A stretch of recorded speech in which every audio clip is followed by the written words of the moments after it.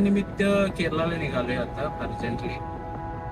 आता कारवारला पोहोचलोय. कारवारचा तुम्ही रस्ता बघू शकता, व्ह्यू बघू शकताय. आत्ताच बॉर्डर क्रॉस केले. दुपारची वेळ झाली, कदाचित लंचसाठी आम्ही कारवारला थांबणार आहोत.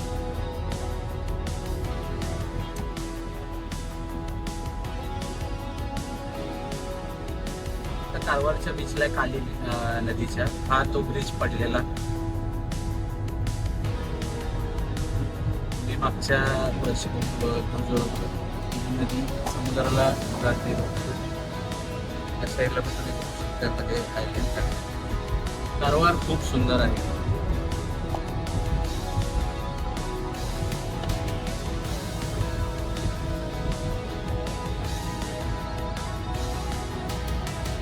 आता कारवारला लंचसाठी थांबलो.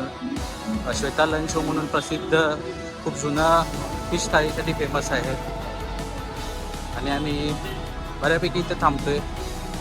पहिल्यांदा व्हिडिओ करतोय आणि खूप वेळा थांबलोय, पण कधी तेव्हा व्हिडिओ करत नव्हतो. आता तर ते बघू, तुम्हाला दाखवतो फिश थाळी. उकडीचे तांदूळ भेटतात, गोव्याचे, कर्नाटकी लोक पण खातात. ते पण बघतो, ती मिळाली तर ती थाळी घेणार. हे आहे श्वेता लंच होम. तुम्ही बघू शकताय जुनी बिल्डिंग आहे. खूप जुनं हे हॉटेल आहे. कायम मी इथं लहानपणापासून येतोय. अगोदर आम्ही आमच्या कुलदेवताला जाताना इथं येताना कायम इथं यायचो. आतमध्ये एक फिश टँक आहे. फिश टँक समोरच आम्ही बसलोय. जागा नव्हती, खूप फुल आहे. पुढे तुम्हाला एंडला दिसेल. यावेळेला आम्ही थोडंसं वेगळं हे केलं. आम्ही थाळीचे मेन थाळी न घेता आम्ही त्यांची रेग्युलर फिश थाळी घेतो. तुम्ही प्राइजेस बघू शकताय इथं प्रत्येक थाळीचे वेगवेगळे प्राइजेस आहेत. प्लस एक्स्ट्रा डिश पण तुम्ही घेऊ शकताय. वर AC सिटिंगला AC प्राइसिंग वेगळी आहे. आम्ही इथे रेग्युलर फिश थाळी घेतली. त्यात बांगडा थाळी आलेली 150 रुपयाला ती थाळी होती. आणि एक प्रॉन्स रवा फ्राय आम्ही घेतलं, ते 350ला होतं. असं आमचं 650 रुपयेचं बिल झालेलं आहे. 300 रुपये थाळीचं आणि 350 रुपये प्रॉन्सचं. ही बघा, ही फिश थाळी आहे. यात आपलं फिश करी, कोकम ह्याने सुकलेलं कोकम दिलेलं आहे.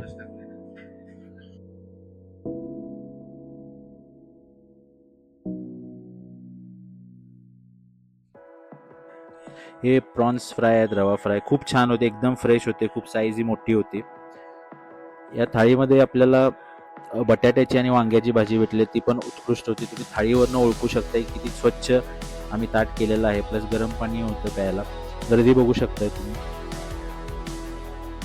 तुम्ही हा रस्ता बघू शकताय. हा कारवारच्या पुढे आपल्या दिशेनं, उडपीच्या दिशेनं, मँगलोरच्या दिशेनं हे सगळं छोटे छोटे असे ब्रिजेस लागतात.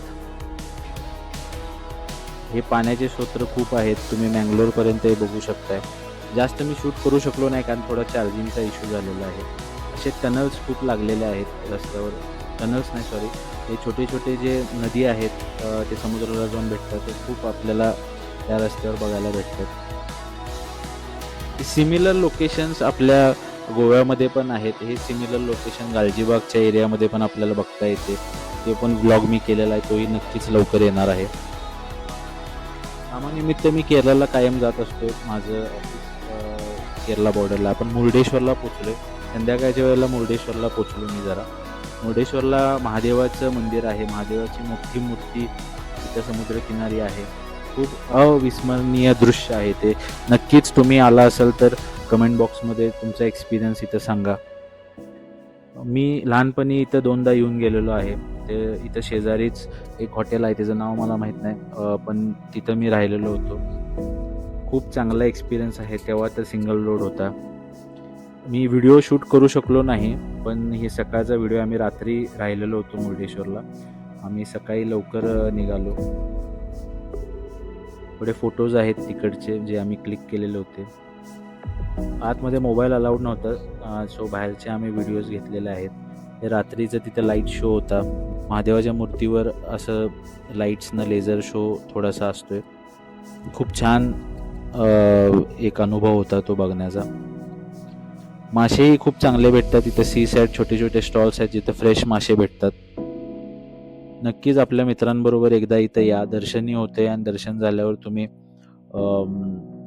मासेही खाऊ शकताय. आम्ही पहिल्या दिवशी मासे खाल्ल्यामुळे आम्ही दर्शन घेतलं नव्हतं, पण आम्ही सकाळी उठून दर्शन घेतलं.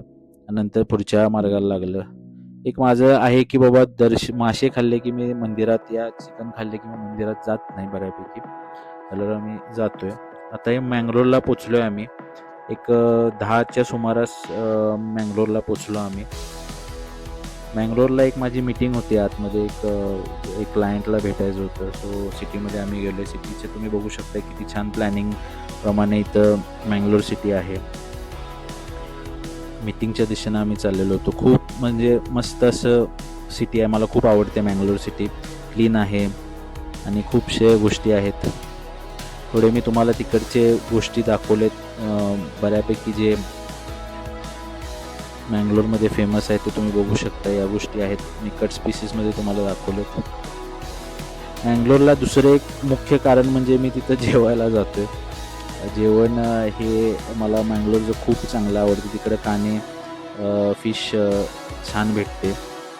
काने म्हणजे लेडी फिश ज्याला म्हणतात आणि गोव्यामध्ये त्याला मुर्दोशे म्हणतात. हे माझं सगळ्यात आवडतं फिश आहे. याच्यासाठी कितीही रुपये दिले तरी कमीच आहे.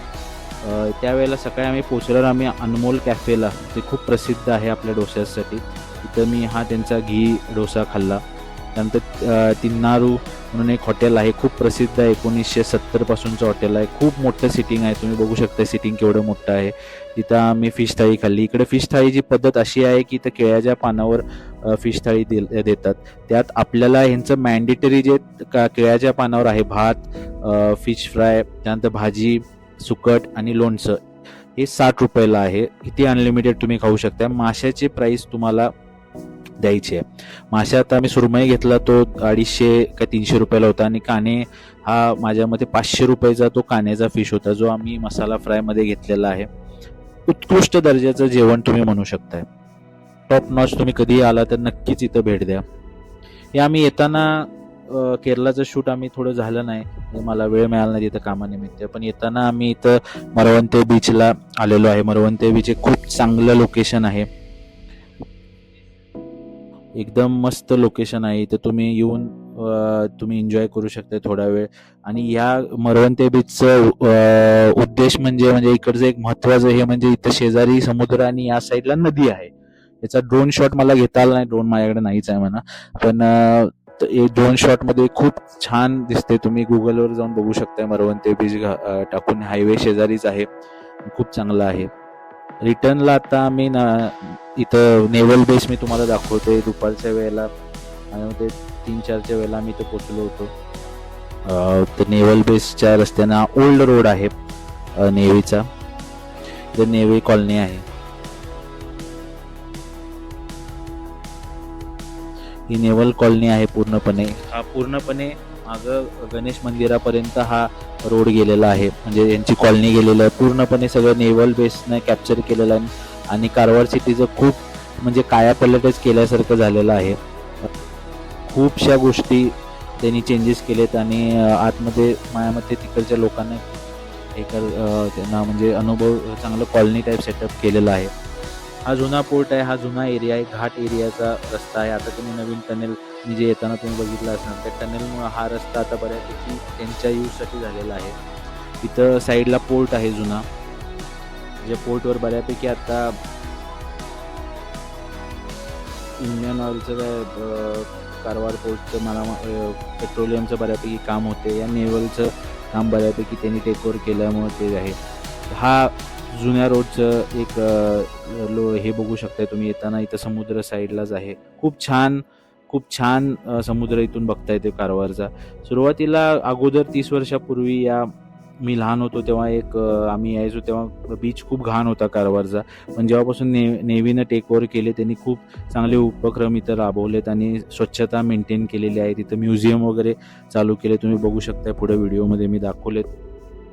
तर त्यांनी म्युझियम केलेलं आहे. प्लस त्यांनी रेस्टॉरंट्स वगैरे इथं ओपन केलेले आहेत.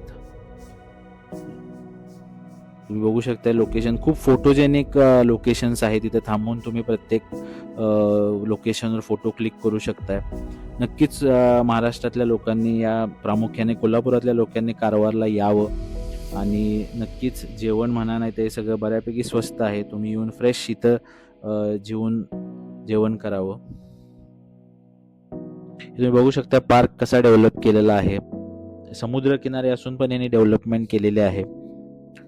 ज्या दिवशी मी ट्रॅव्हल केलं त्यावेळेला डॉक्टर बाबासाहेब आंबेडकरांचं जयंतीनिमित्त कार्यक्रम पण होते इथे. त्याचं पण तुम्ही बघू शकता किती छान पद्धतीने त्यांनी कार्यक्रम घेतलेले आहेत. अशा पद्धतीनं जर आपण कार्यक्रम सगळीकडे घेतले, त्या सगळ्याच चे कार्यक्रम आपण घेतले तर खूप चांगल्या पद्धतीने लोकही सहभाग करू शकतात. पार्किंगची व्यवस्था तुम्ही बघू शकताय. पार्किंगला त्यांनी मुख्य प्राधान्य दिलेलं आहे. प्रत्येक ठिकाणी जेव्हा आपण कुठेही जातोय तर तिथं त्यांनी पार्किंगसाठी वेगळी जागा दिलेली आहे. सिटीमध्येही तुम्ही हॉटेलच्या वेळेला बघितलं असेल तिथं पार्किंगला त्यांनी रस्त्याच्या कडेला जागा होती. हा पार्क आणि प्लस म्युझियम आहे. बघू शकता इथे एक जहाज आहे आणि एक आपलं प्लेन पण आहे. वॉरशिप आणि एअरक्राफ्ट म्युझियम आहे हे. आज जाता येते पण आम्ही वेळ झाल्यामुळं आम्ही इथं थांबलो नाही, पण नक्कीच पुढच्या वेळेला आम्ही येऊन इथं तुम्हाला नक्कीच हे दाखवू. लवकरच त्याचा व्लॉग येईल. बऱ्यापैकी पावसाळ्याच्या आतच मी व्लॉग टाकेन. हा ब्रिजवरचा येतानाचा व्हिडिओ आहे. कारवार ब्रिज जो पडलेला होता मागच्या वर्षी, एक साईड पडलेला एक साईडच ऑपरेटिंग आहे.